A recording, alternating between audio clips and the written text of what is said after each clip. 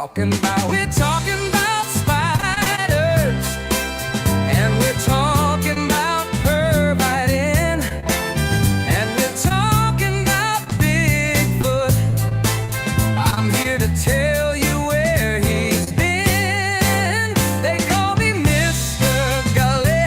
I'm here to save the day. They call me Mr. Gulley, and I'm gonna lead the way. They call me Mr. Gulley. I'm here to save the day. They call me Mr. Gulley, and I'm gonna lead the way.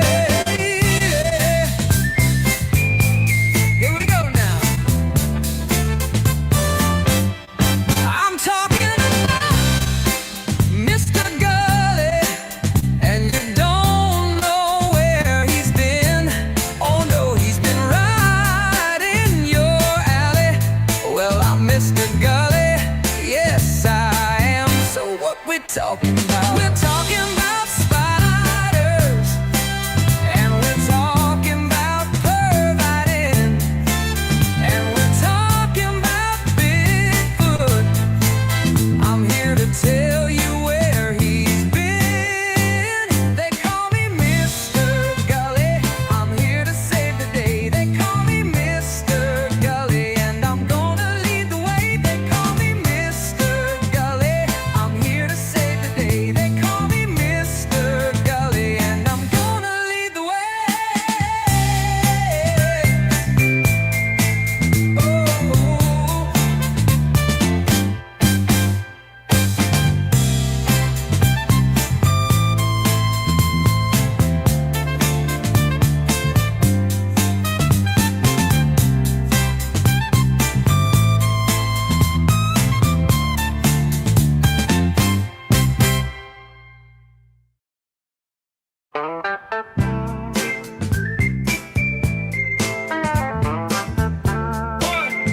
One, two, three, four. They call me Mr. Gulley. I've got something for your ear. Now it might sound kind of funny, but I'll make it very clear. So what we talking about? We're talking about spiders, and we're talking about pervitin', and we're talking about Bigfoot. I'm here to tell you where he's been. They call me Mr. Gulley. I'm here to save the day. They call me Mr. Gulley, and I'm gonna lead the way. They call me Mr. Gulley. I'm here to save the day. They call me Mr. Gulley, and I'm gonna lead the way. Here we go now. I'm talking about Mr. Gulley, and you don't know where he's been. Oh no, he's been right in your alley. Well, I'm Mr. Gulley, yes I am. So what we talking about? We're talking about spiders, and we're talking about pervitin', and we're talking about Bigfoot. I'm here to tell you where he's been. They call me Mr. Gulley. I'm here to save the day. They call me Mr. Gulley, and I'm gonna lead the way. They call me Mr. Gulley. I'm here to save the day. They call me Mr. Gulley, and I'm gonna lead the way.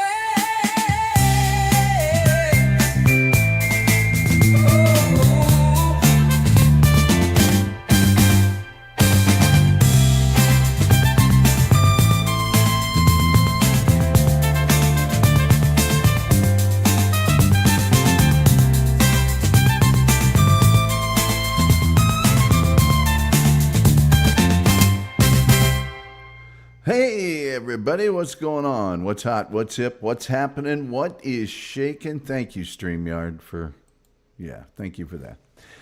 Hey everybody, what's going on? What's hot? What's hip? What's happening? What's shaking on your Friday night for another one of our just super highly rated Friday night shows. Tonight, let me tell you about President Wilson's wife, President Woodrow Wilson. His wife, some people consider the very first female president. I'm going to tell you why.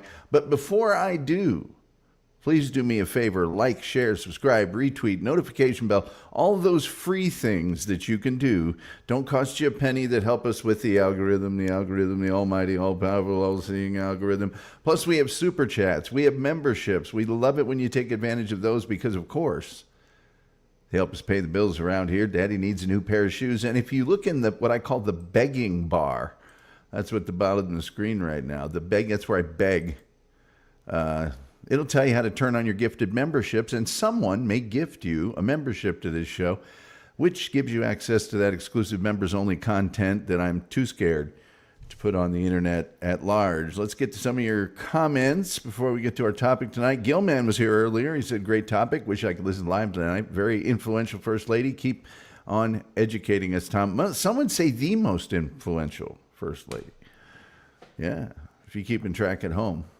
Stanley Cross, Stan the Man, Stanley versus the world over at the Urban Landlord channel here on YouTube. Boy, you haven't lived till you've seen that. Usually comes on around 3-ish, 4-ish Eastern time in the morning. And it is a spectacle of news and entertainment and life skill advice and, words that I don't say on this channel. Hey, San Jose is here. San Jose Mage. She's a wonderful lady. It's good to see her here. We were talking about tacos last week when my Spectrum service underwent a planned maintenance at like 2 or 3 in the morning. And if it was planned, why didn't I get a notification? Anyway, you know what I'm saying. People saying hi. We do have the most cheerful chat room on the internet, as verified by independent sources. Metal Maiden Vicky is here. Oh, she is just incredible. Metal Maiden Vicky's Metal Euphoria airs 3 p.m. to 8 p.m. Eastern Time on Saturdays in the afternoon into the evening. But you got to go to sonicasylumradio.com, the website. They have an incredible chat room there. You can do so much more than you can do on a chat room on YouTube or anywhere else. You can put GIFs in it. It cleans the baseboards in your living room. It's well, I'll go ahead and say it. Don't like to use this kind of language. It's a hell of a chat room.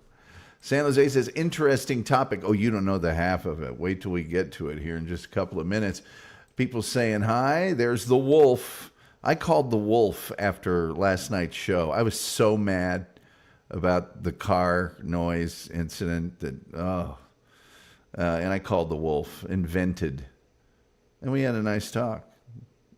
But we do have the most cheerful chat room on the internet, as verified by independent sources. There's Metal Maven. People saying hi. People saying hi. Multitasking over here, but ready to learn about this First Lady. Oh, there's so many good things about this First Lady. People saying hi. People saying hi. Julian Caesar has joined us. Yeah. Always like to see Julian here. He's a very intelligent man. Has a lot of interesting information to add to all of our topics from the chat room. People saying hi. People saying hi. San Jose says, I'm making smoked sausages and cabbage and candied yams later on tonight. Are you making this a smoked sausage by any chance chorizo or just regular?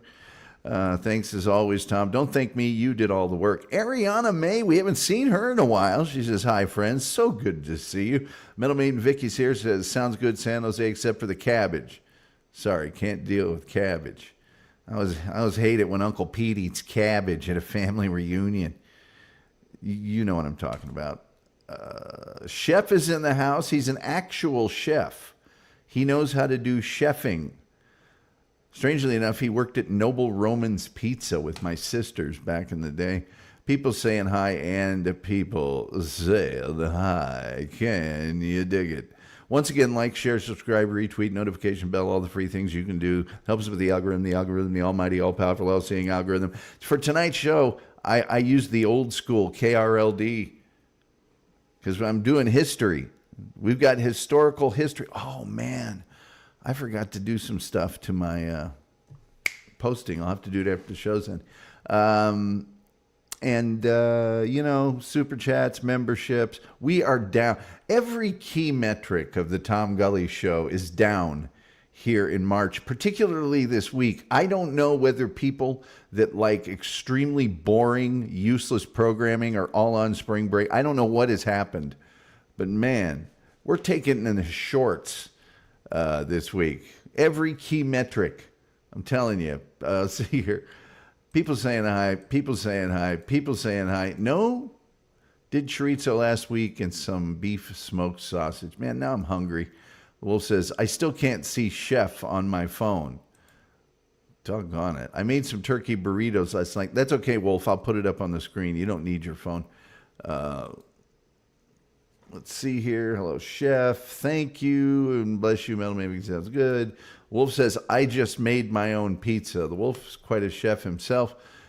People saying, yum. Metal Maid Vicky says, and tacos for tomorrow. Got that dual taco kit. Well, good. Glad we've got that all updated. Hey, let me tell you about President Woodrow Wilson's wife. Some say thank you, StreamYard, again, for not just keeping my default setting. Why would you do that? I'm only paying you $50 a month, you losers. Anyway, so some people say that she was the first female president of the United States. Now, what we know for sure is that she was the first lady of the United States. Oh, lady, Mrs. Lady, from 1915 to 1921. She's actually the second wife of President Woodrow Wilson. And we'll have a special guest appearance by President Woodrow Wilson just a little bit later on. And she married the widower Wilson. And get this, she herself was a widower. So we have, yes, the all too difficult to achieve double widower on your presidential spouse bingo card. And she married him in December of 1915 during his first term as president. So he's widowed. And then he married her And she played a very influential role during his administration because he suffered a stroke in October of 1919, kind of at the end of, the First World War. And he suffered a stroke. His left side was completely paralyzed, totally paralyzed. And his right eye also could barely see out of it. So she managed the office of the president and decided which communications he was to get, which matters of state that he was to see. Because in addition to this paralysis, he was somewhat able to communicate, but apparently his temperament went off the charts.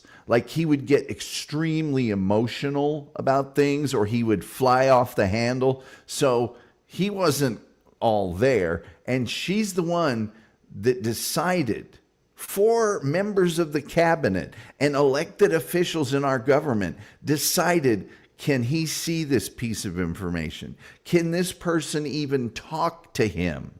She was the one that decided all that. And I'll get into some of the details of that because she made some really important decisions for the president of the United States. Unelected, she was just a gal that married the president, and now she's in charge of the whole country. So let's kind of get into the background of our friend. She started out being called Edith Bolling, Bolling. She was born way back yonder in October of 1872 in Wyethville, Virginia. And her dad was a circuit court judge, William Holcomb Bolling, and his wife was Sarah, in quotes, Sally Spears. And now there's a birthplace in her hometown in the historic district because, of course, she sounds like she was upper crust to me back then. And I'll tell you why she sounds upper crust, but you don't really need to know. Just look at this picture. If that doesn't look like, turn of the century rich girl picture, I don't know what is. Look at that. It's like a toga. But she was a descendant of the first settlers to even arrive in the colony of Virginia. Forget state, the colony. She's also a descendant of Pocahontas, the real person, not the Disney character.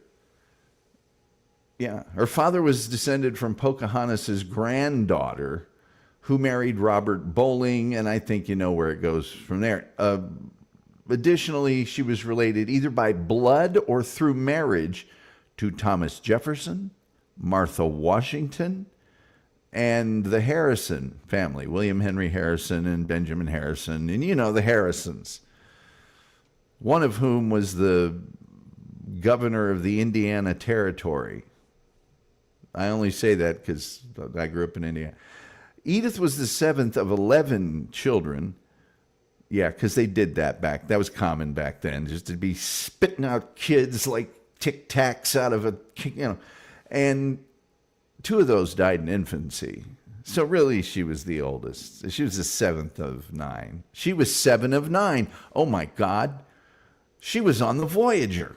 Anyway, the Bollings were some of the oldest members of Virginia's slave-owning planter elite prior to the American Civil War. And remember, she was born just like 7 years after the Civil War ended, at which point her father turned to the practice of law to support the family.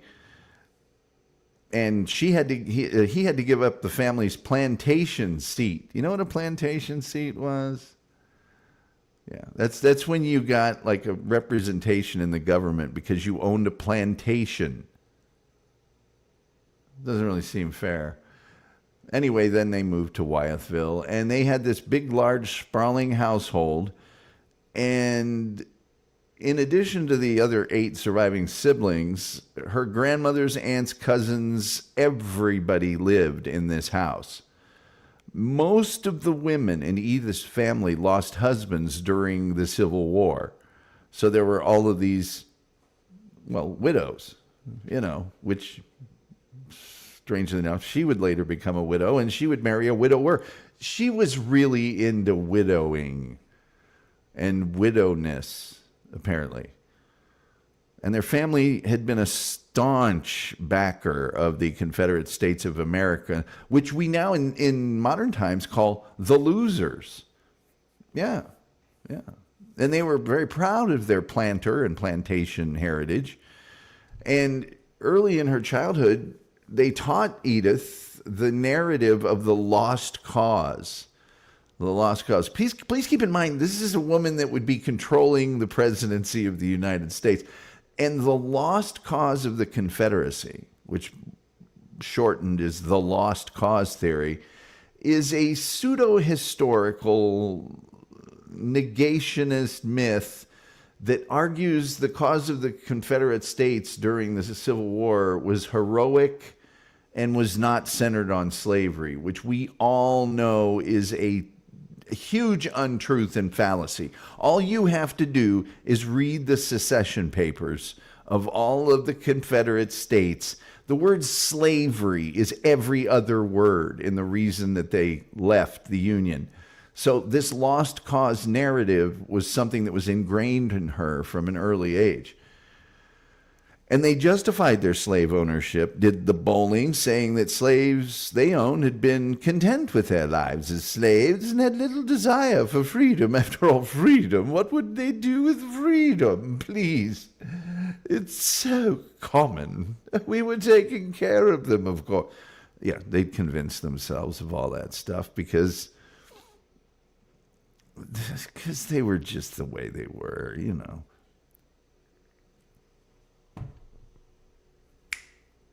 That's some fine cherry cola zero. She really didn't have much formal education, our good friend Edith. No, not much formal education. While her sisters got enrolled into the local school system, Edith was taught how to read and write at home because she was, one of the younger kids in the brood of Bolling children. Now, her paternal grandmother, Anne Wigington Bolling, and by the way, hang on to your hats, kids. You're going to get to hear some really crazy three names throughout this. Her grandmother played a huge role in her education. Her grandmother had this crippling spinal cord injury, and so she was bedridden. And Edith was the one responsible for washing her clothing, turning her in at night, and looking after her grandmother's 26 canaries. Did I mention this woman would eventually take control of the presidency of the United States? 26. That's, you've heard of cat ladies. She was a canary lady, is what she was. Yeah. Now, for all of this wonderful care and loving treatment, Grandma Bolling oversaw the education of young Edith Bolling, teaching her reading, writing, arithmetic, basic math skills, and speaking sort of a hybrid of French and English. Plus, she told her how to make dresses, which, if you look at the picture again, I'm going to just venture to say,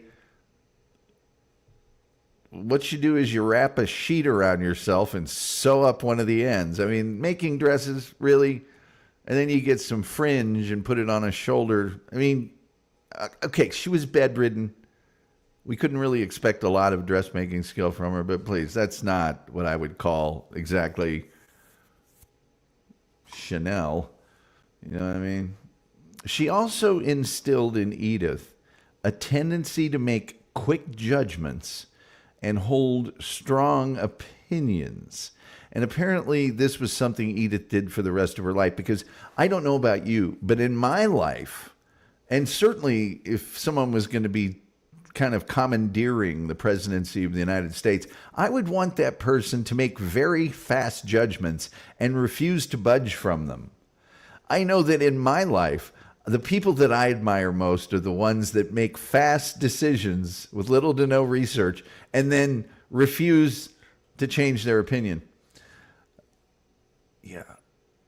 The father, William Bolling, he read classic English literature aloud to his family at night, which to us sounds boring, but there was no radio, there was no television, so it was common for people to read at night. He hired a tutor to teach Edith, and he was a circuit judge, he would take Edith with him on his travels. The family attended church regularly, and she was a lifelong Episcopalian. Oh, yes. Now, when she was 15, her father enrolled her at Martha Washington College, which later became Emory and Henry College. And that was what was known as a finishing school for girls. And it was in Abingdon, Virginia. A finishing school taught young women social graces and upper class niceties as a preparation for their entry into high society. So the name kind of meant you've been to regular school. This is this finishing school. These are the finer points that you'll need to know, to join fine society. You wouldn't want to be a commoner. Anyway, the reason he chose it, the father, was because it had this great music program. And unfortunately, Edith, because she had never attended school, proved to be an undisciplined, ill-prepared student. She was absolutely miserable there. She complained of the school's food. The rooms were too cold. The curriculum was too rigorous. It was too intimidating. It was too strictly regimented. And so Edith left after just one semester. Now, 2 years later, her father said, okay, let's try this again. And he enrolled her in Powell's School for Girls in Richmond, Virginia.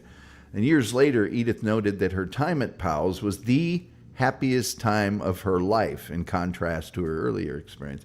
Now, unfortunately for Edith, as luck would have it, the school closed at the end of the year after the headmaster suffered an accident that cost him his leg. I'm not making this up. I am not making this up.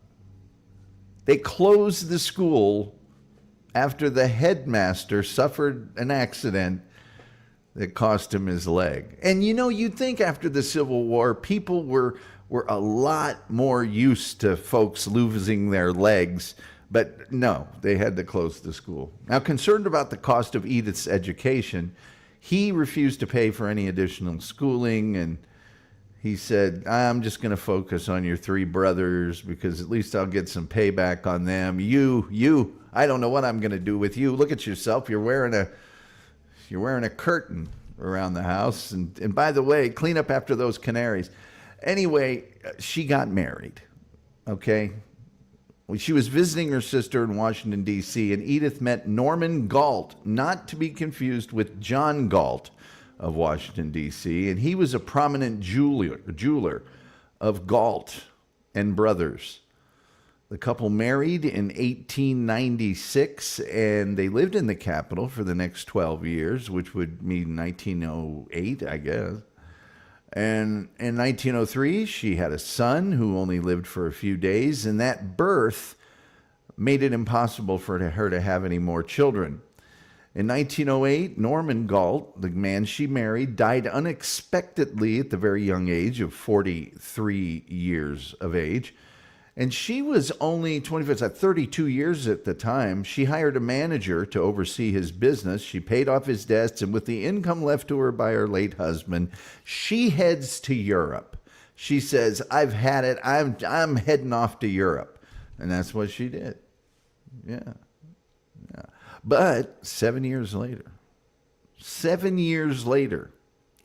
in March of 1915, this is when things really... Well, why don't I just hold there and get to some of your comments?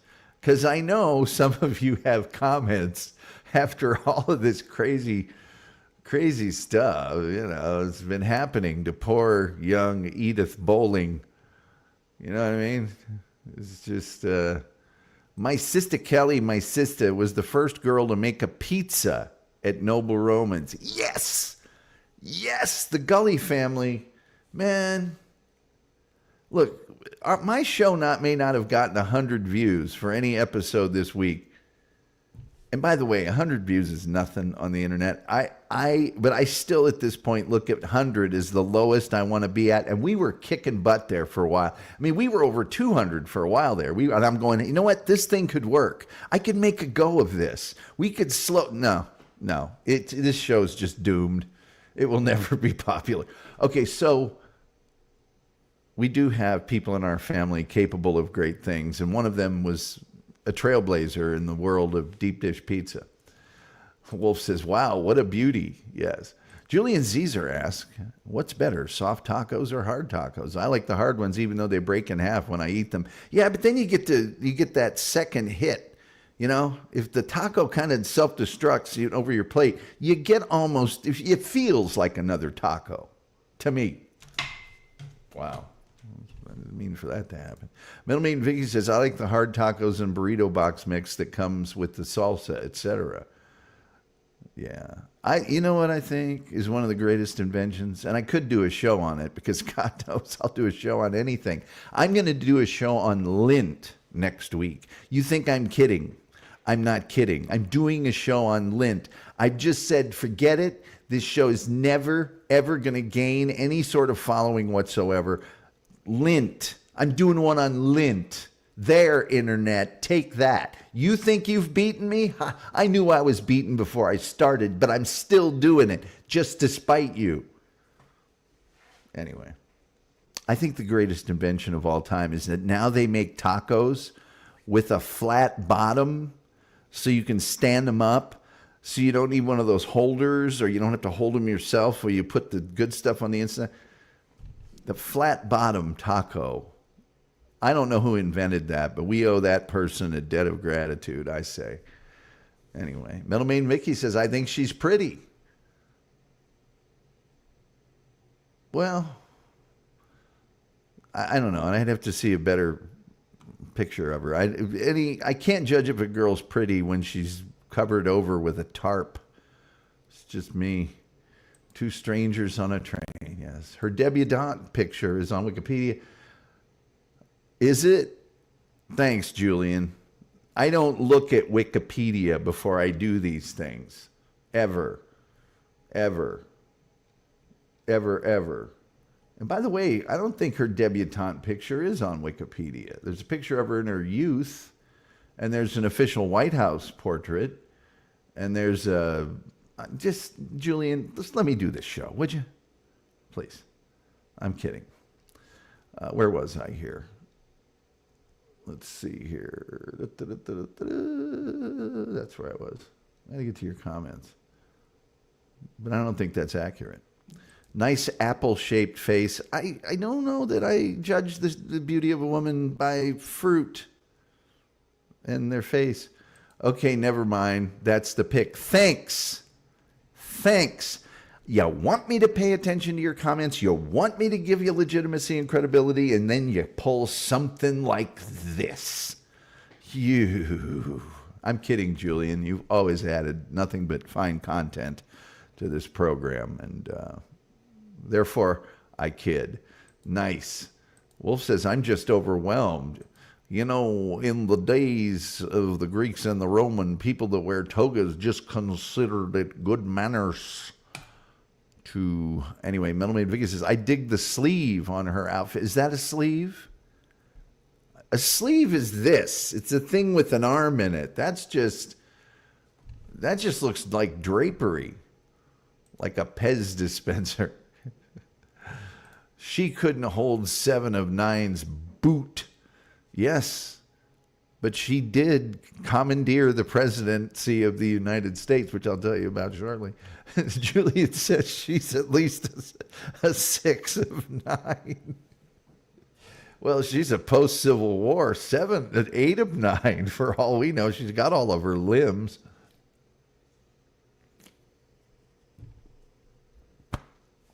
Oh, boy. Coach Mike's here. He says, hello to all my friends in chat. Oh, hey, Tom. By the way, please like, share, subscribe, retweet, notification bell. Only takes a second. Won't cost you a cent. Helps us with the algorithm, the almighty, all-powerful algorithm. If I was Edith Bolling, you'd do it. You'd give me a I need subscribers, and I need them bad. And we have super chats and memberships. Those things I just want. I don't need them. I want them very badly. They're important to my ego. Very important to my ego. And then last but not least, look in the begging bar at the bottom of the screen here. Let me just get wedged in behind this chat and Edith Bolling's drapery picture. And down in there, it tells how to turn on your gifted membership. Somebody may gift you one, and you can see the members-only content. I'm going to do a members-only show this weekend, I think, and it's just going to be me complaining for an hour. I'm going to have a list of things that I don't like, and I'm just going to complain about them. And the show's going to just be called I'm Sorry. Members, and I'll say members only right under the thing. The Wolf says, I remember back in 1843, the ladies of Virginia lost a lot of their men to the Blue Boys. Now, the main Vicky says, Wolf, what does that mean? It's from a thing. It's a Southern guy. I remember the Blue Boys. Anyway, people saying hi. It's a bit. It is a bit. The Wolf and I, Wolf says, you will see, because he knew I was going to go, I remember back in 1843, we just got back from Shiloh, and them Blue Boys had come up with all their cannons. Anyway, Canary in a Coal Mine. Melanie and Vicky knows about Canary in a Coal Mine. That's a Police song, please. Canary in a coal mine.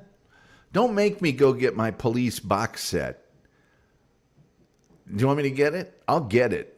It's right over there in my office, right over there on the coffee table. I know exactly where it is. I'd only be gone a matter of seconds.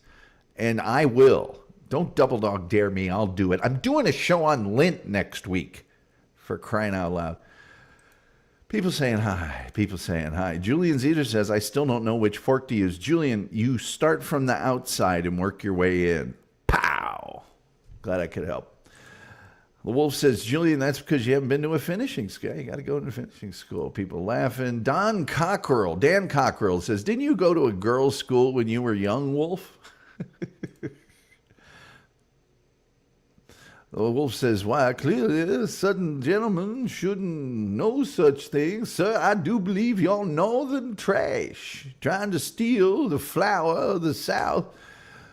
What's up, Cockerel? Didn't mean to sneak you into a girls' school. People saying hi. Wolf says, I do believe I'm mistaken. It might have dropped in. People saying hi.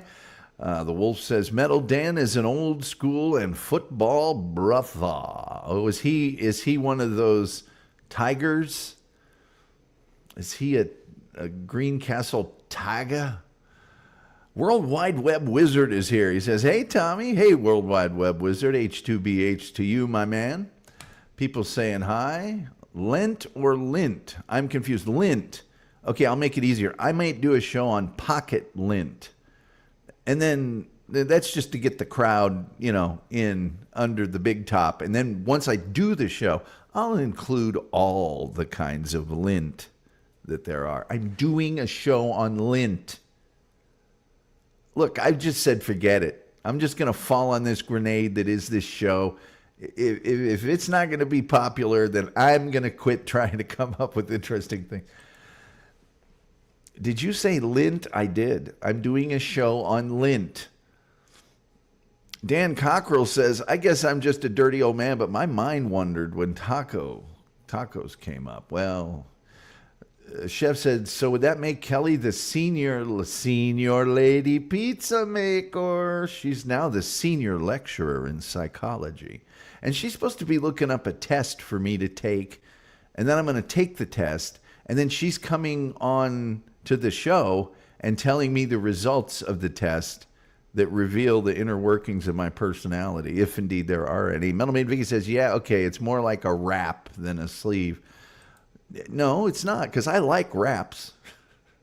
I like your chicken Caesar wrap. Wraps are even better than tacos. Julian, I'm with you. Wraps are great. Metal Maid Vicky is laughing. Let's see what we got here. World Wide Web Wizard is being greeted warmly. We do have the most cheerful chat room on the internet, as verified by independent sources. Coach Mike Rodick says, even belly button lint? Yes, even belly button lint. You want a show about lint? And so you shall. Back to Edith Bolling. So while she's visiting her married sister there, as last we left her, she headed to Europe. But then 7 years later, the widow Galt, as she was known at the time, I love how they would say that, the widow Galt, the widow Anderson, whatever. She was introduced, because she was, of course, high society in the Washington, D.C. area.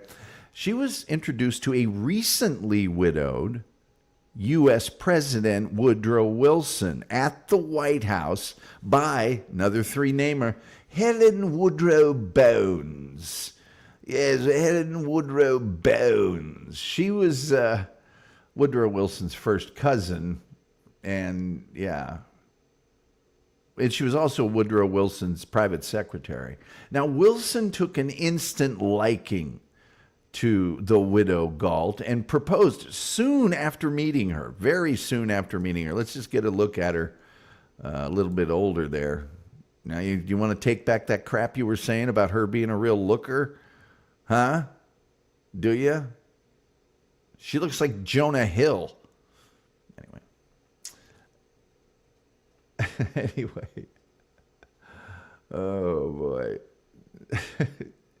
Wilson is immediately smitten with her, and he proposes, and the couple were troubled by rumors, lots of rumors, that Woodrow Wilson had cheated with the widow Galt when he was still married. And even there were people trying to pass off a rumor that the widow Galt and Woodrow Wilson had murdered the previous First Lady. And they were distressed by this, and they were also worried about the outcome, the impact that this wild speculation could have on the respect people had for the presidency, on Wilson's personal reputation. And so Woodrow suggested that she back out of their engagement. And instead, she said, well, let's postpone the wedding until like 1 year of mourning of your previous wife, who also a three-namer, was Ellen Axon Wilson. Well, it turned out that Woodrow Wilson married the widow Galt on December 18th, 1915, at her home in Washington, D.C. There were 40 guests. The groom's pastor was there, the Reverend Dr. James H. Taylor of Central Presbyterian Church, and the bride's pastor as well, the Reverend Dr. Herbert Scott Smith of St. Margaret's Episcopal Church in Washington, and they jointly officiated at the ceremony because they were from two different religions. What do you think about that? Now, early in her role as the First Lady, hello, lady, Mrs. Lady, during the First World War, when she was originally the First Lady, with the very, very beginning of the World War I was going on, what they at the time called the Great War. But was it really that great? Really? I mean, at the time, but there would be a greater one later on.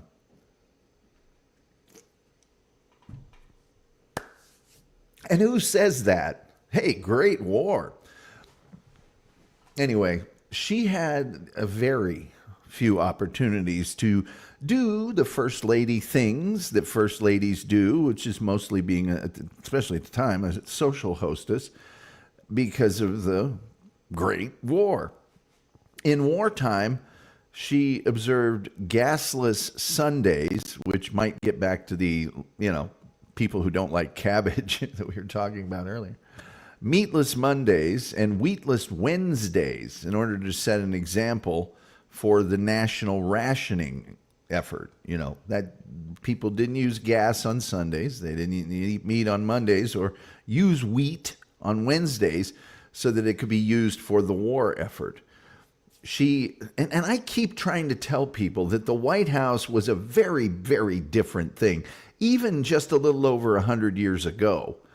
Get this, she put sheep out to graze on the White House lawn rather than to use the manpower and gasoline to mow it.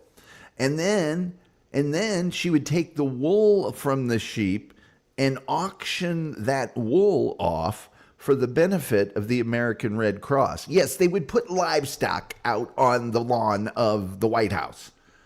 Not for any reason to have them chew it down to an acceptable level. Also, she became the very first First Lady, first, to travel to Europe while being First Lady. And she did this, by the way, while the war was going on. So not the safest thing in the world to do, because you remember the Germans were shooting our boats in the water as they traveled to... Anyway, she visited Europe with her husband on two separate occasions in 1918 and also in 1919 to visit troops and to sign the Treaty of Versailles. During this time, that's the treaty that ended World War I. Yeah, she just kind of went over with him to do that. So she was getting a little practice being president, maybe. During this time, her presence among the female royalty of Europe helped to cement America's status as a world power, and it also propelled the position of the First Lady to an equivalent standing in international politics. Not as much as her later shenanigans would cement the legitimacy of the First Lady, but we'll get to that in just a second. Meanwhile, Woodrow Wilson's health was failing under the stress of the presidency, especially with all the war stuff going on, and he was a widower, and he looked a lot like Orville Redenbacher, and she devoted a lot of effort into keeping him fit. She wanted a fit president. Well, following Woodrow Wilson's attendance at the Paris Peace Conference in 1919, Woodrow returned to the United States. Hey, Woodrow, how you doing, Woodrow? Woodrow. You know, every time I say Woodrow, all I can think of is Lonesome Dove. Where, Woodrow? Anyway, Woodrow returned to the United States, and he was pushing for, like, a non-interventionist sentiment for the ratification of the peace treaty and to establish the League of Nations. He didn't want a lot of intervening into other nations' politics, and he wanted a League of Nations that should kind of calibrate what was going on in the world, so we wouldn't have another crazy World War I Archduke Franz Ferdinand gets shot and the whole world goes to war kind of thing happening. But in October of 1919, he suffered a stroke, and I mean a bad one, that left him bedridden and partially paralyzed. He was paralyzed his entire left side, and his right eye was a little wonky as well. So much so that you see this photo here. Now, this photo shows our good friend Edith now Wilson. No longer. They show us these two crazy widowers. Anyway, she is actually, if you look there, his left side is entirely paralyzed. So his right side, right, he's able to sort of sign something with. And she actually right there is pressing down on that document to keep it steady. You know how like you write on something, you put your left hand down if you're right-handed, and then you write with your right hand so the paper doesn't shift all over the place? He can't do that. So she's doing that for him. All right? This picture was heavily staged. And by that I mean it wasn't like staged in the sense that it wasn't real. No, it was real. But they had to dress him up and sit him down for this picture because he was in bed otherwise. It was a publicity photo that showed the president at work with his dutiful wife by his side. Typically, though, he would be in bed. He would not be sitting up, dressed up like this. He was severely bedridden after this stroke. And I'll get into it a little more later, but his emotions after the stroke were almost unpredictable. He would begin weeping uncontrollably at certain times. He would fly off the handle very easily. Not necessarily something you want in a president. Now, Edith Wilson, if you remember, the president's cousin that had introduced these two crazy kids and was his private secretary, she and others in the president's very inner circle, which was like the physician and a few close friends, hid the true extent of the president's illness and the disability that he had from the American public completely. Edith, though, took over a number of routine duties and details of the executive branch of the government from the start of his illness until he left office a year and a half later. From that fateful day in October of 1919 till the end of his term on March 4th, 1921, Edith, acting in a role that she described, nobody else described it this way, she described it as stewardship of the presidency, of the executive branch of government. She was the one that decided who and which communications and which matters of state were important enough to bring the bedridden president. And she later wrote an autobiography. You can read it. And she wrote in that autobiography, and this is a dramatization, by the way. This is not her actual voice.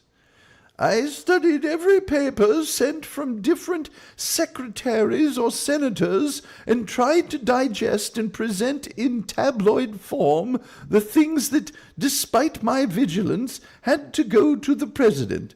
I myself never made a single decision regarding the disposition of public affairs. The only decision that was mine was what was important and what was not, and the very important decision of when to present matters to my husband. Now, that's what she says. A lot of people say that she also did like interpretation. She interpreted for the president because he wasn't that great at talking necessarily because he had the stroke, you know. And so there are people who have given accounts that they would ask a question or she would ask a question of him or they would present him with some sort of document and he would go, and she would then say, oh, he's saying this. Well, let's not forget, this was a woman who made very quick judgments and would not budge from them. And I'm going to give you some other stuff here in a second. I'm going to give you some stuff here in a second. You're not gonna... Anyway, she became the sole communications link between the president and his entire cabinet. She required that the cabinet send her all pressing matters, memos, correspondence, questions, and requests. This is a chick that didn't get out of her first finishing school. And her second one, she didn't even finish there because, as we all remember, the headmaster had to close the place because he lost his leg. Anyway, Edith apparently took this role extremely seriously, and she even successfully pushed for the removal of Secretary of State Robert Lansing. That's right, Robert Lansing, the Secretary of State. She got him booted. Why? Because he conducted a series of cabinet meetings without the president or Edith herself present. So it's like she said, well, he's having cabinet meetings and he's not inviting me. He's out of here. That's a pretty big thing. You know? Here's another thing that she did. You see this fella here? You see this fella? Well, this is British Ambassador Edward Grey, okay? The first Viscount Grey of Followden, which sounds pretty Harry Potter, but he was a big deal, okay? And she refused to allow this guy, the British ambassador, an opportunity to present his credentials to the president unless this fella dismissed an aide who was known to have made demeaning comments about her. So, I'm afraid the woman looks like a sack of doorknobs. Well, you don't get to be ambassador unless you fire that guy. She assisted the president in filling out paperwork like she did right here. And this is just amazing to me. Not only did she help him fill out paperwork like she's doing in this photo, she would often add new notes or suggestions. Now, it's not, Hillary Clinton or Michelle Obama or any other first ladies that we've seen in recent years that take a very active role in pursuing a public policy or an agenda that they may have. This was back when. And she's writing in the margins, no, I don't think I'd do that or whatever. She was made privy to classified information and was entrusted with the responsibility of encoding and decoding encrypted messages. Encrypted messages. Encrypted messages. Classified stuff. She's the one that did Let's get to some more of your comments because I've got some other controversies coming up here. We're not done with this lady. We're not done with this lady. No. Look, I didn't go to finishing school, but I know enough about first ladies to know that she was being a real jerk. Anyway, where was I? Oh, here we go. No, cock, you're just northern trash. Come down here to steal our precious resources and convert them to your own perverse use, Yankee.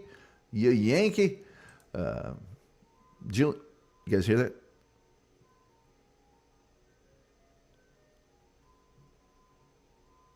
Yeah, ice cream guy. It's 7:49 here in the Central Time Zone.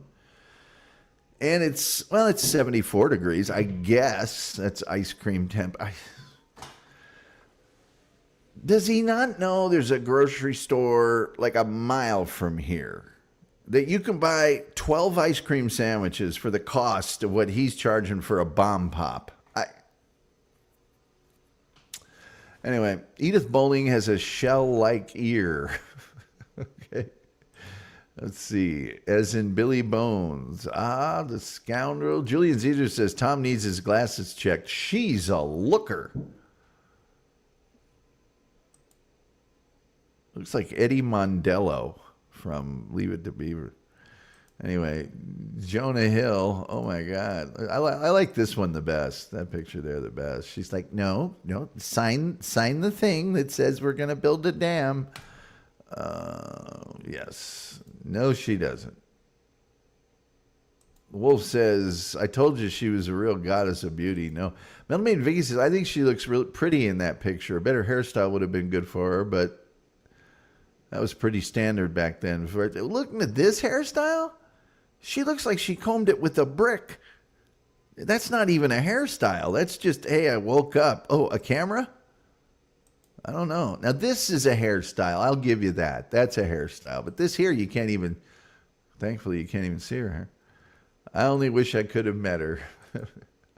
Rhonda Shear, eat your heart out. Oh, Rhonda Shear. She's pretty. Dan Cockroach says, looks like your type, Wolf. Remember, she probably convinced old Woody to give us the income tax. Yeah, it's probably her doing.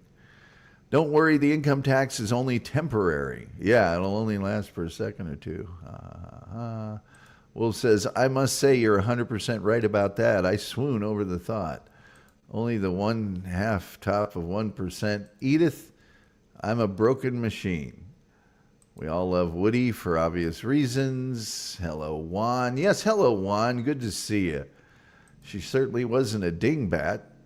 Good evening, Kim Warfield. I know you have a soft spot for that ravishing beauty. Let's see. I don't even know what that means. Let's see. Let's get through some of these comments. That chick pretty much ran the country for the last year or two. That I know, Dan. That's what the show's about. Jeez. Give me a break. Perhaps that's what happened, Dan. It is. Wolf says, Tom, Dan lives in beautiful, scenic Carmel, Indiana. The home of champions, I might add. Dan, I hope you enjoy the town generations of my family left there for you, and the 179 state championships we've bestowed upon you and your ilk. I love all these people that move into Carmel like now they're part of... No.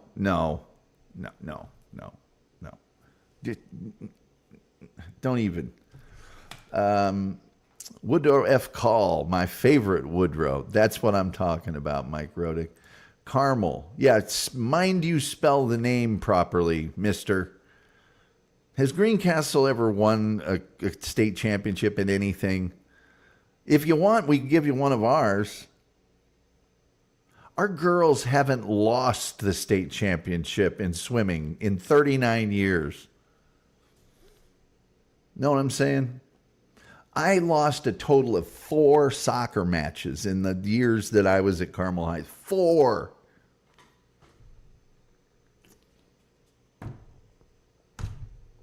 And 2 of them were state championships, and I'm still, the pain is still, it's deep in here. Oh, Lord, what would I do without the use of my left hand? Well, you'd become a righty real fast, for starters. Excuse my language, it's unbecoming of a southern gentleman. Dan, I guess you do what I did, throw those lawn jarts with your right hand. The Wolf says, by golly, she had an English accent. Of course, she was part of that posh living. Chef says, everyone say goodnight, Gracie. I don't want the salmon to overcook. No, none of us want that. Good night, Gracie, and good night, Chef. Dan says, well, I was referring to something else. As I recall, Wilson, when president of Princeton, wouldn't allow, well, I don't know. But he was president of Princeton. A sack of doorknobs. Yeah. Dan says, I bet he has cousins in Newcastle, Indiana. That's 2 words, by the way. He might. Newcastle is so Dukes of Hazzard. I mean, some good old boys never meaning no harm. Newcastle makes Martinsville look like Paris, France. Well, the wolf says, don't forget I can turn that jag over so you can check the bottom. You don't have to check the bottom. Dan says, Tom, I moved to Carmel in 1988, freaking horse farm town of 15K. Then, no, it was not. It was way over 20,000 when we moved there. Now, when my dad and his family were there, it was a tiny, tiny, tiny town. There was like 12 kids in his graduating class. But when I was there, when I graduated, it was well over 20,000. I think it might have been 44,000. Let me just see here. I'll find out, by God. Some good old boys. In 1990, it was 25,000. In 1980, it was 18,000. So, Dan, you're talking to a guy whose family goes back generations in Carmel. I'm sorry. I'm sorry. Please, I'm sorry.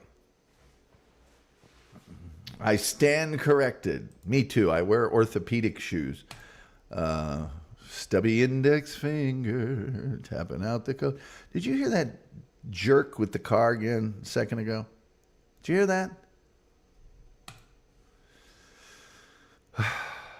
2 state finals in a row. Lost both of them. 2. It hurts. Here, Dan, here's one for you. I was Mark Herman's paper boy. That's how far back I go. What do you think about that? All right, let's get back to our good friend Edith Bolling, shall we?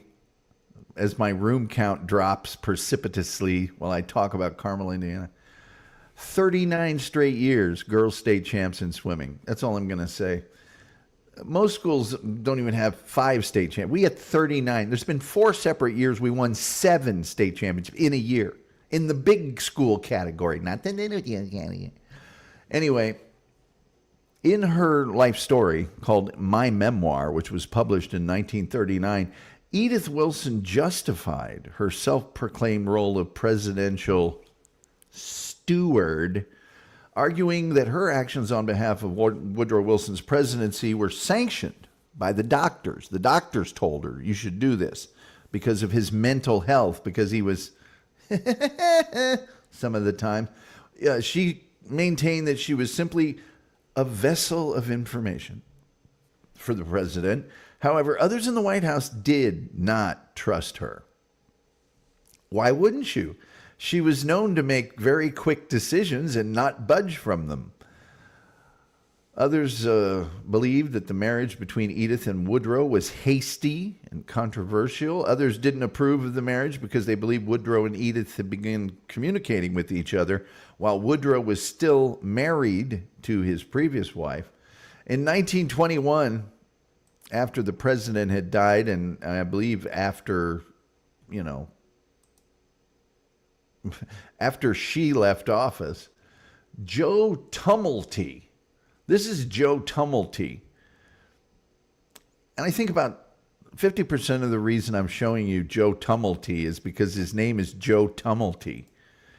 Anyway, Joe Tumulty was President Wilson's chief of staff. Yeah. So the chief of staff wrote, no public man ever had a more devoted helpmate, no wife or husband more dependent upon her sympathetic understanding of his problems. Mrs. Wilson's strong physical constitution, combined with strength of character and purpose, has sustained her under a strain which must have wrecked most women. In subsequent decades, however, scholars were far more critical in their assessment of Edith Wilson's tenure as First Lady. Phyllis Lee Levin concluded that the effectiveness of Woodrow Wilson's policies was unnecessarily hampered by his wife, a woman of narrow views and formidable determination.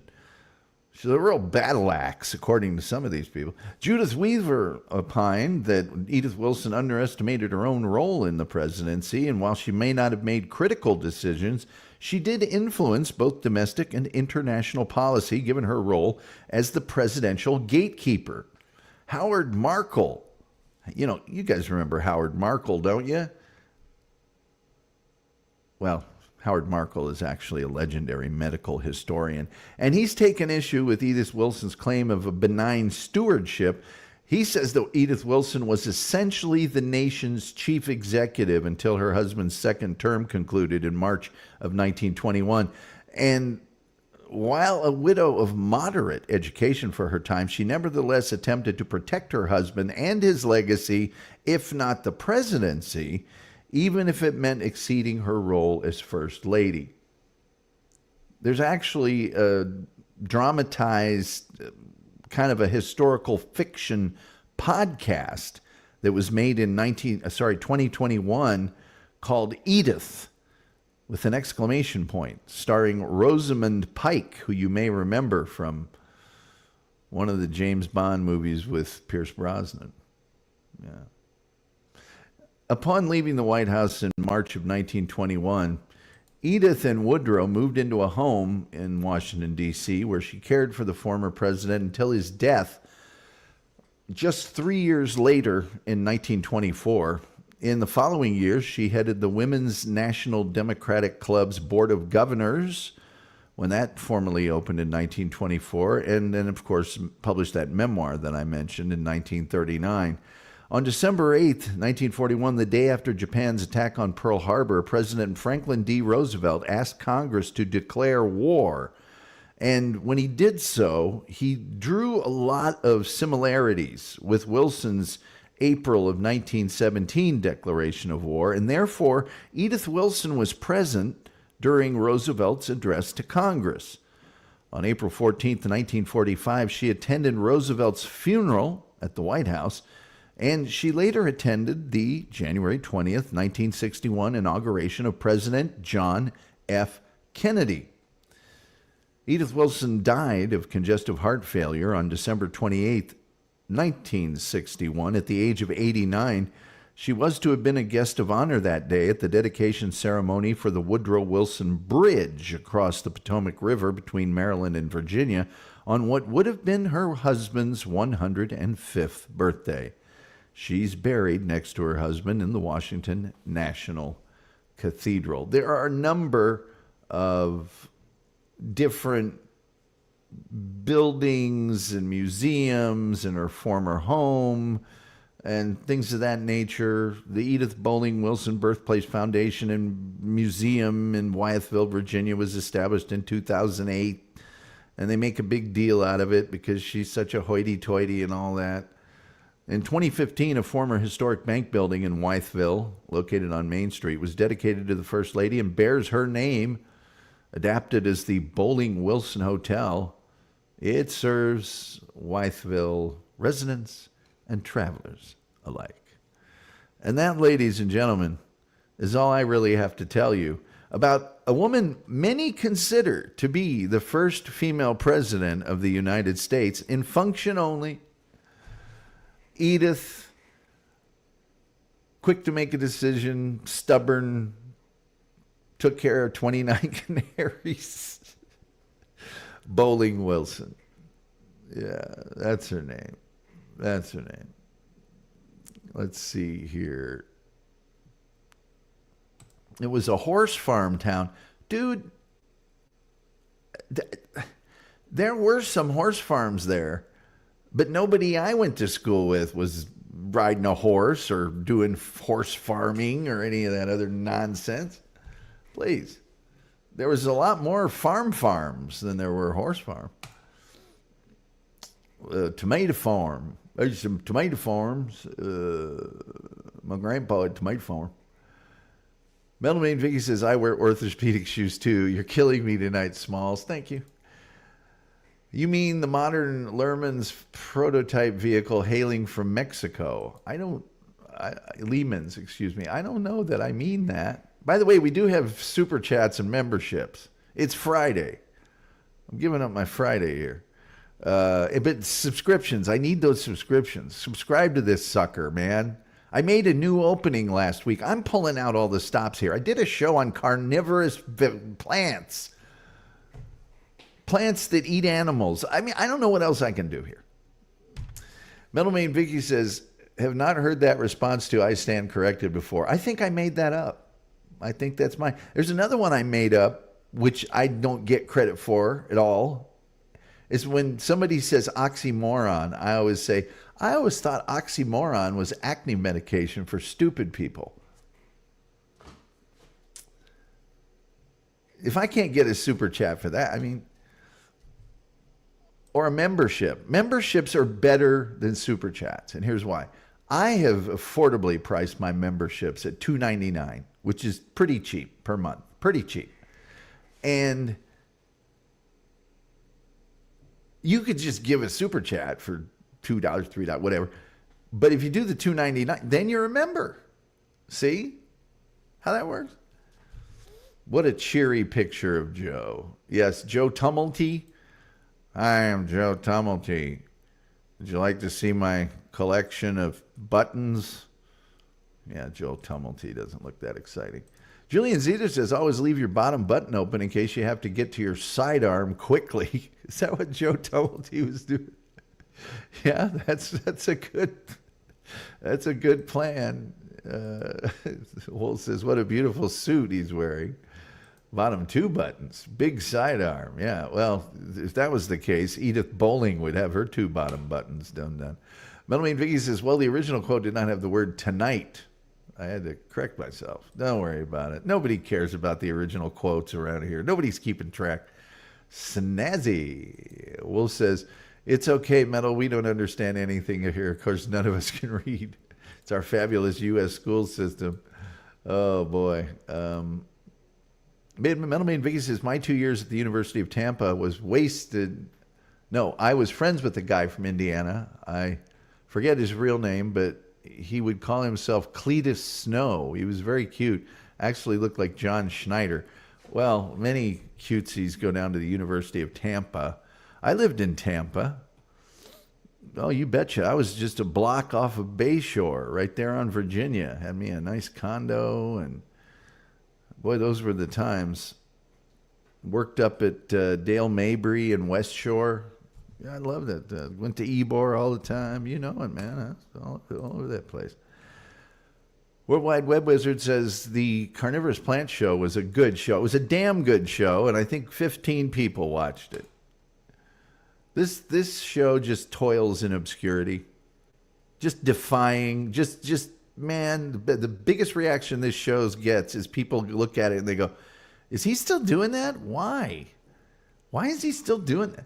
Anyway, Metalman Vicky says his roommate was this guy John from Long Island, also very cute. They were very funny. Metalman Vicky says, my dorm was right on West Kennedy Boulevard, down from a road from Sparky's Deli. I don't remember Sparky's Deli. I remember on Howard Street, just before you hit Bayshore, I think Grand was the street I took a right on to get to my place on Virginia, but there was this sort of convenience mart, but the convenience mart also had a little sandwich shop in it.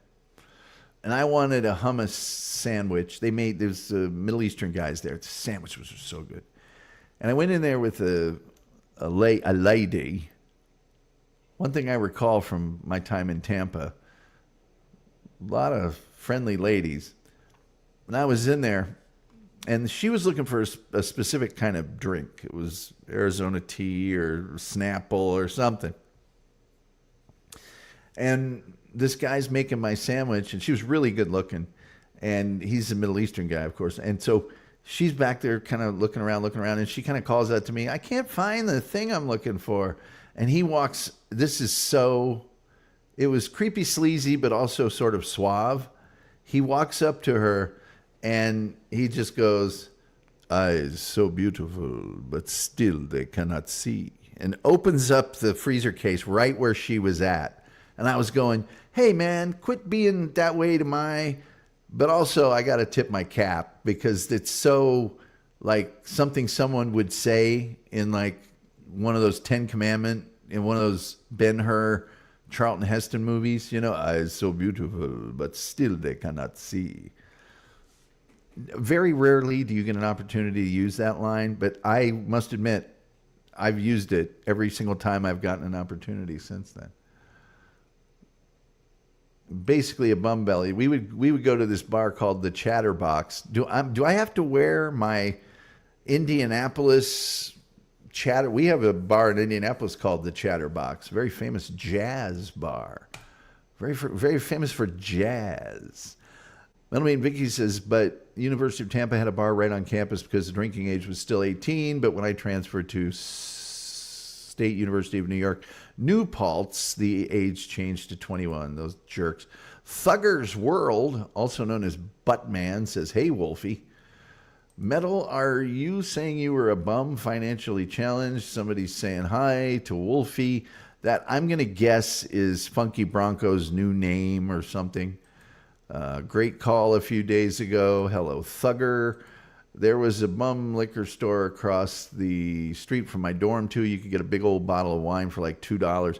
At Ball State, you could get beer sent to your place if you ordered from a certain, I think it was Greeks or somewhere. They would package liquor you out booze to your dorm room if you lived in the Elliott Hall, the senior dorm. Melanie and Vicky says, indeed, Wolf, I was a college student. Dan says, so Tom, when you were in Florida, did you have any encounters with Bubba the Love Sponge? Not with Bubba the Love Sponge, but with the station that he was on. I think he was on WFLA at the time, and there was a guy by the name of Mark Zintel that I knew, another Carmel grad, but before me, and I was trying to get on there. I ended up being on WSUN over in St. Petersburg, but so no, I guess is the short answer. I know that position well. Wolfie, tell us about the Gut Buster. Yeah, that's got to be Funky Bronco. The Gut Buster, the legendary flying tomato slice of pizza that the Wolf liked. Yes, it is, Tom. Okay, Thugger, I've now determined that you're Funky Bronco, and I cannot abide any more of your buffoonery. Eyes so beautiful, but still they cannot see. Saying that sounds profound, but actually are trivial or meaningless, called deepfitius, a neologism coined by philosopher Daniel Dennett. Well, they're just suave and charming. Something's telling me Daniel Dennett doesn't get along with the ladies that well.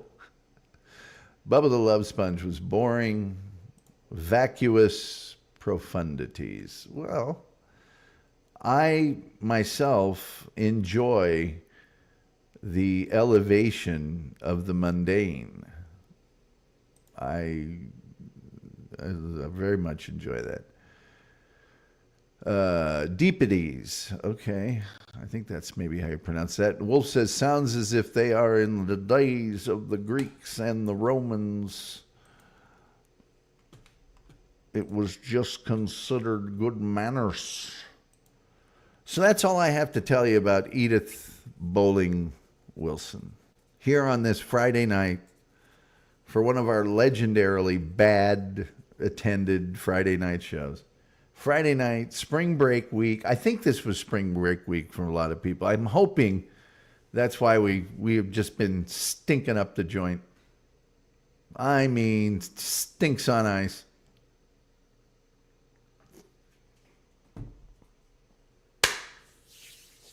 But a membership is way better. Way better than a... Dan, I used to live the ancestral home, of course, just off of 126th Street. If you're heading south on Keystone, I don't know if Mohawk Trails apartments are still around. I doubt that they are. But let's say you're heading north on Keystone. You hit 126th Street, you hang a right. Used to be the first street on your right was called Ash Drive. That's where I lived. So you drive way back in there, and then so kind of not that far from the high school, really. I was in that little area, which was one of not the first, but one of the first subdivisions in Carmel. Two of my sisters, one of my brothers live over there to this day. One of my sisters lives on Lakeshore, one of the lake shores. Another one lives, I can't remember where. I haven't been to her house. And then another one, because she just moved back from New Orleans. And then another one lives over in the Shoshone little neighborhood back there off of Range Line. So, by the way, phone lines are open. I guess we're not going to get any super chats or memberships here for this Friday night, which makes me a pretty cheap date. It makes me a pretty damn cheap date. Let me see here. I'll just go ahead and put this up. Not for super long. Not for a heck of a long time, by golly. But for a while. For a while. Dan says, fun to chat with you, Tom. I play Brookshire a good bit in a league. Cool. I still know lots of people there in Carmel area. I know, man, my high school teammates, the guys that won the football back in 81 and all of that. And like I said, I was Mark Herman's paper boy. I'm not joking about that. The dean of students, if she's still there, the dean of students at Carmel High School was like in kindergarten when I was in high school and was my next door neighbor. I mean, I have all those kind of weird connections like that, you know. All of that stuff. All of that stuff. And I was on the air at WHJE there at the high school, and a lot of other stuff. Dan says, if you get back into town, let me know. Well, I will, but I try never to do that. Ever. The wolf. Thank you. The wolf is man, thank you so much for the $5. You better be thankful you don't get the black spot. I know. What can I give you? I don't have, I do have the point ready for you. The wolf gets the point for that kind donation. You're getting the point. You're getting it. Let me add that back to the stage. And I'll just do that. Now you can still hear me. You're getting the point, and you're getting it without banners. That's the full point. Thank you for the $5. See, that just makes me feel like a pretty girl again. You know? Like, it just does wonders for my ego. You can't even imagine. We're down like 33% on the very small amount that we get in revenue on this train wreck. We're down 33%. We can't afford to be down 30%. And we're down like 20% in subscriptions and every key metric. We're taking it. We're taking it in the old, shorts. It's what it is, I guess. It's what it is. But maybe Sunday we'll do a members only show. I really kind of want to do a members only show where I just absolutely gripe. I'm not having that much fun. I just want to complain nonstop for an hour. Not out in public, but just for the members who, you signed up for it, so you should get it. But this was a pretty good show. What do we got coming up here on the Tom Gulley Show? We've got, I already did Mrs. Wilson. Oh, we're going to do one on ball jars at some point. We're going to do one on Elvis Costello. Oh, yeah. And we're going to do one on Lenny Bruce next week. All of those things will be next week. Yeah, can you dig it? Oh, and Lint. And Lint. You guys think I'm kidding? I'm not kidding. We got Lint. We got Lenny Bruce. What else did I say? We were Lint, Lenny Bruce. Oh, ball jars.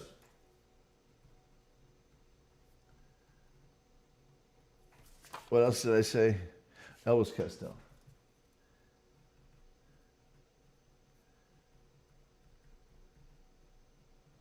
There we go. Next week, and not necessarily in this order, Lint, Lenny Bruce, ball jars, Elvis Costello. Yeah. On April Fool's Day, we're going to do one about April Fool's Day. Or are we? Wink. The wolf says, I become very explosive and filled with athleticism. I realize I'm small, but I'm a real stick of dynamite. And you're quite pugnacious.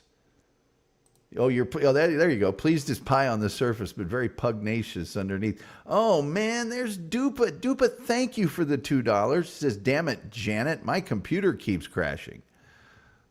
Doggone that computer. Doggone it. Here, there. That's just for you, Dupa. You're getting the full point. With the phone number. And Dupa says, Elvis Costello, you bet. And I'll even wear an Elvis Costello shirt for that one. People say, hi. People saying hi. Guess what? Guess what? I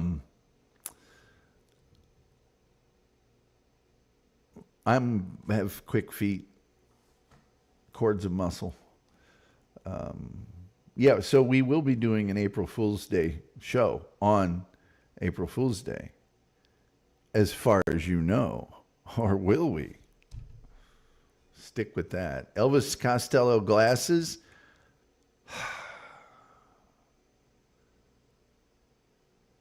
I don't know. I got some glasses here. I gotta well, I guess you could tell me whether you think they're Elvis Costello enough. Hey, Dupa, sorry for your computer problems. Your computer's being a real jerk. Wolf says, but are you a speed merchant? No, I'm not a speed merchant. I am what they call swift of foot, but I'm not a speed merchant. Here, I'm going to get two things here. Phone lines are still open, but I'm going to get two things. One is a pair of glasses. I'm going to see if you think they're Elvis Costello-y enough. And then I'm getting my police box set because I know right where it is. Hold on, kids.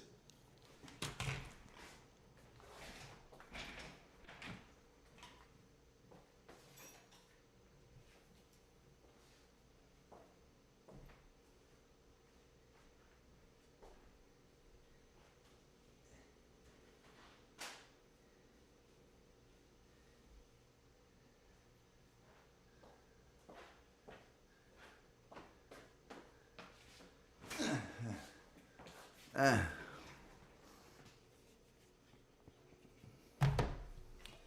don't know if these are Elvis Costello-y enough.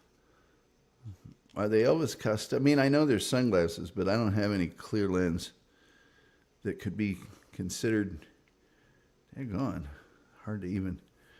They also have the wrap thing. Are these going to work for everybody? Says, I need a new computer. I've been putting it off for too long. Everybody does that. I'm doing it myself. I need one. But I got to spend a whole bunch of money on a computer. Melanie V says, I actually bought a new computer at the end of July, and it's still unboxed. When August came and a lot of stuff happened, I've just been letting it sit there. Yeah, I got a DVD Blu-ray player for Christmas that's still in the box. Julie just says, you Mac or Windows zealot dupe? Melanie Vicky said, I'm running on a 2009 Dell Inspiron with Windows 7 home version. I'm shocked I can still go online. The Wolf says, I have all the police, including the last 3 songs they ever did, as Sting got in another fight with Stuart Copeland. Dupa says, that's fine, Tom. It's a mixture of Elvis Costello and the Terminator. No, I have some Terminator sunglasses that are just like a strip, a real thin. They're really 70s Japanese monster movie glasses. I need to call the Best Buy Geek Squad and get it done. I know I'll be much happier. I'm very patient with this computer I'm currently using. Yeah, once you get one broken in. All right. Okay, hold on. I can't. It's too dark. These are pretty close, for crying out loud. All right, here we go. This is Message in a Box, the police box set. And it's got, the only bad thing about this is it's got one of the things that keeps falling out. But so how many discs is this? 4. And it's got like lots of like live performances and stuff. It's got a big booklet on the inside of it It's got pages. It's one of those books that's got a lot of pages in it, a lot of them. And they're all policey. You know what I'm saying? But this is the message in a box. The complete recordings. The complete recording. Let's see here. There's so many, like Landlord Live, Next to You Live, Truth Hits Everybody Live, Driven to Tears Live, Man in a Suitcase Live, Message in a Bottle Live, Tea in the Sahara Live, Omega Man. I mean, it's got everything on it right here. You know what? I need to put this out in the Jag and listen to these more. I haven't listened to that thing in a long time. Cost me at the used store where you get everything for cheap, $39.95. So maybe it's kind of rare or something. I don't know. You know what? I'm going to leave the sticker on it just to make people go, whoa, he's serious. Oops. Let's get that back the way it's supposed to be. All right, what do we got here? I have it too, says the wolf.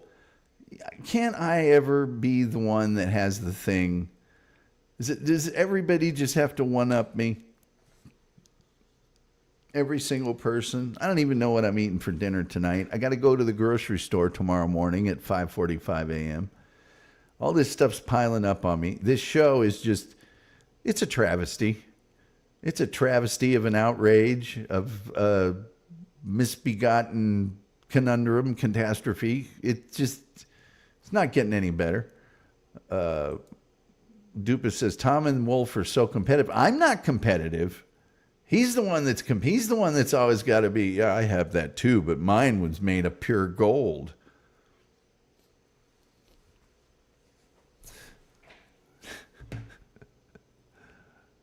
I have 27 TVs. I have 28.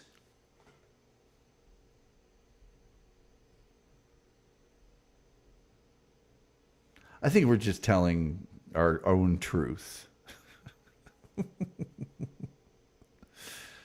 Not that competitive. And if we were competitive, seriously, has Greencastle ever won a state championship in anything? Maybe it's like girls softball or something. I mean, what? Let's see, Tom. Oh, no, you're not competitive at all. I'm only competitive in retrospect. After I've been wronged, then I get competitive. I'm not the one that throws it out there, other than to say, and I will admit this is a case when I am doing it, has Greencastle ever won a state championship in anything? I mean, really, seriously, anything? Let me see if I can find out. Is Greencastle High School, Indiana? Has Greencastle, Indiana High School ever won a state championship?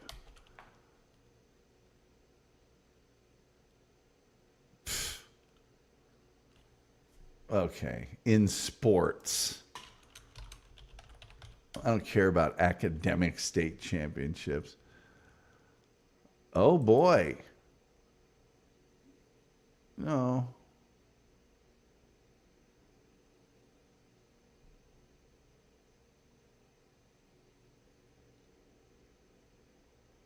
Let's see here.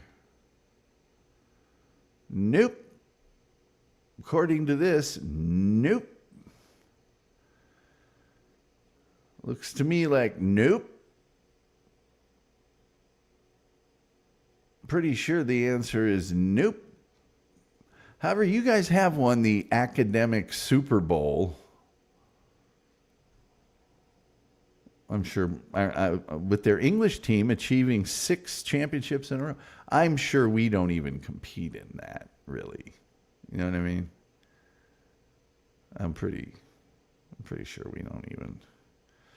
We're probably in something better. Let's see here.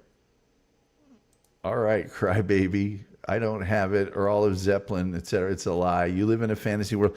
You can have Olive Zeppelin. I wouldn't want Olive Zeppelin. Zeppelin lyrics. I'm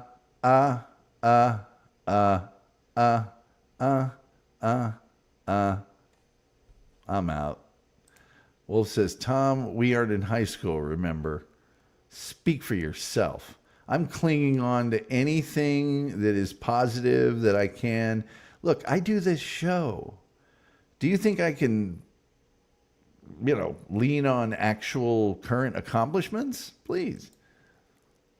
State championship, Tom's going for the knees. No, I'm not. No, I'm not. But it is kind of nice every now and then. So we've got 179 of them. I mean,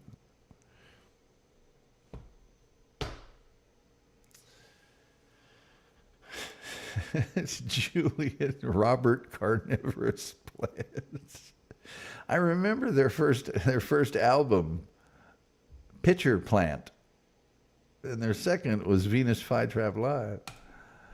Will says, there's nothing worse than an old man living in high school. I'm not living in it. I'm referring to it. If I was living in it, I'd be wearing a jacket and stuff.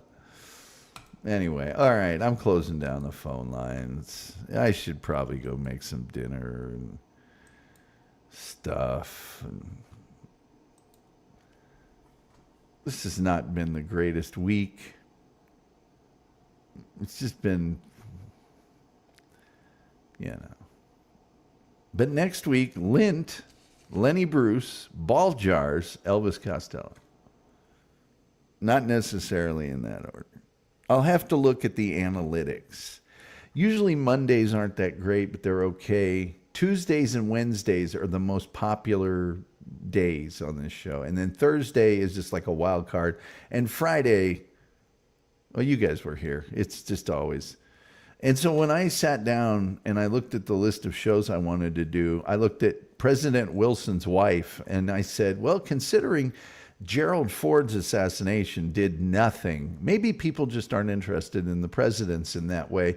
And so I decided to do it on a Friday night. Friday night is when we do overrated, underrated, or anything else I know no one is going to watch. And this show, I think, turned out pretty good because I was actually in a pretty good mood. But that doesn't mean anybody's going to watch it. Will says, you are living in it, bathing in the glory of the past. Mrs. Wilson would slam her for you. Well, those of us who have something to live and bathe in occasionally do that. Yes. If I was bereft of any state championships, certainly I would look down my nose at those who do, Dupa says, how are you going to cover Elvis Costello in one episode? Well, I'll have help. I'm going to get Oliver's Army is here to stay. Oliver's Army. And before I do the show, I will be watching The Detectives. And I'll have my good friend Allison on and my other good friend Veronica. And I'll have probably a better attitude because I'll be wondering what's so funny about peace, love, and understanding, But if things go wrong, Dupa, accidents will happen. You used to be a victim, now you're not the only one. You can't even make a good guru. I wouldn't even try. A guru is not my thing. We pay other people to make our gurus. We don't trifle with. We go to a guru master and say, here's a few dollars, shillings, make me a guru. I can't make liquor. I don't drink liquor, Wolf. Why would I make it? Please. Please. You're losing your head.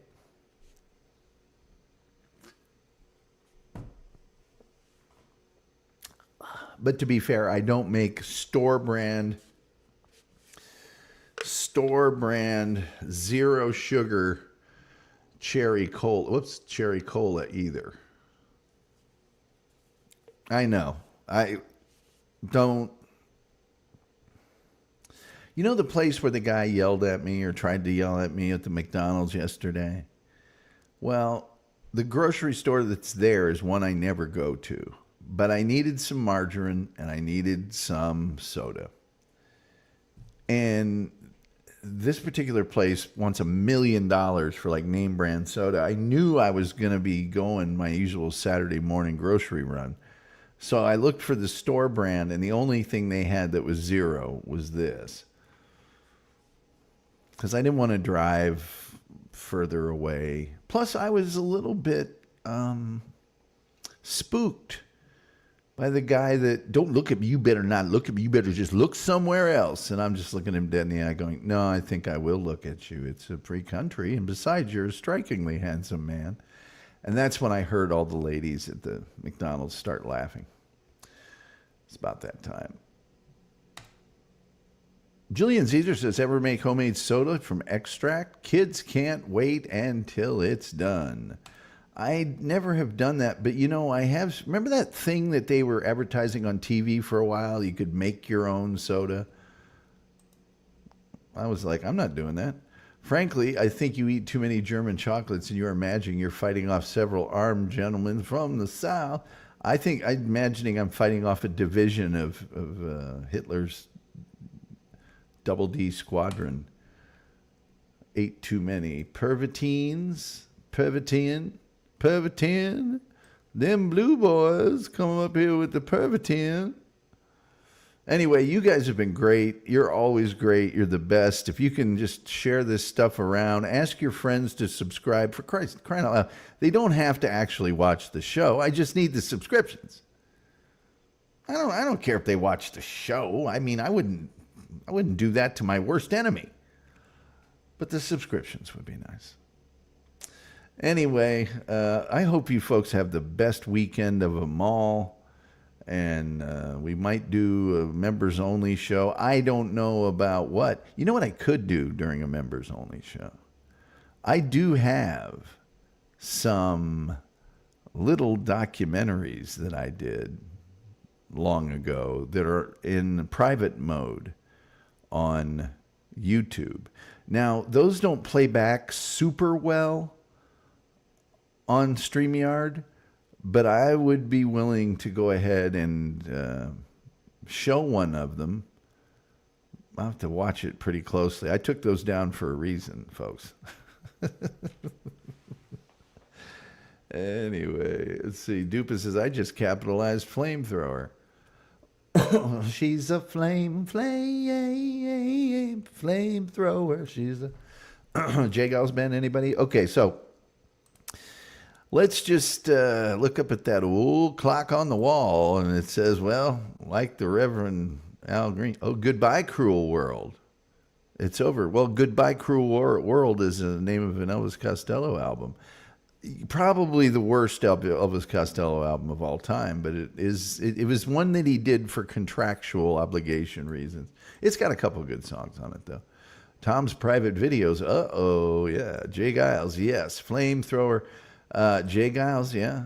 What about this one? Because this is what they would play as my warm-up when I played indoor soccer as a goalkeeper. It was, there's a rage in the cage.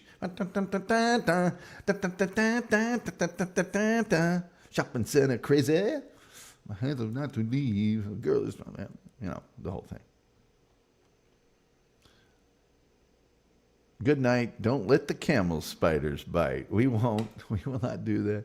The Pink Floyd. I also don't like Pink Floyd that much. Burnout stoner music. Anyway, I'm looking at that old clock on the wall. And it says, like the Reverend Al Green, it's time for me to get on up out of here. You don't have to go home, but you can't stay here. Yeah. With all that being said, I think the only thing left to say is, till next time, we'll see you next time.